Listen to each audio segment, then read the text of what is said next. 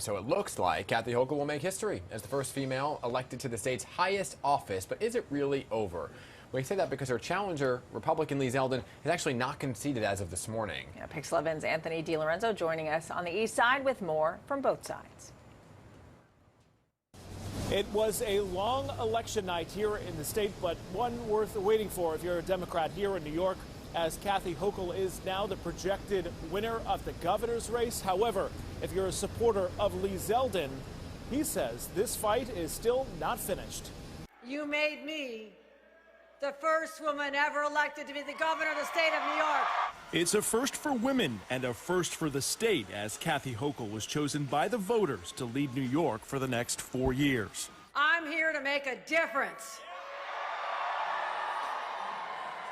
And because of all of you, we'll keep making progress.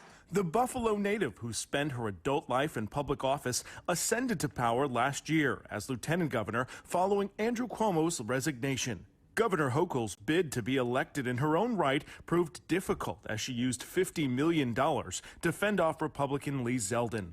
The Long Island congressman ran on a platform focused on fear of violent crime and voter frustrations. I will lead with strength and compassion, not with fear and anger. Well, thank you all for coming out. But overnight, Zeldin refused to immediately concede, instead wanting to wait for all the votes to be counted. We're still totally committed towards seeing it through. We hope that as these results come in, that we'll be able to prevail. In New York City, Zeldin secured only 30% of the 1.7 million votes cast, and ultimately the race was called for Hochul just after midnight by the Associated Press. Join me as we act with boldness and urgency and accomplish even more for the next 4 years.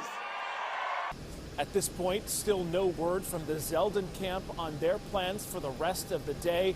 They continue monitoring the results as they trickle in. However, 97% of the state is now reporting its results, with Kathy Hochul still in the lead.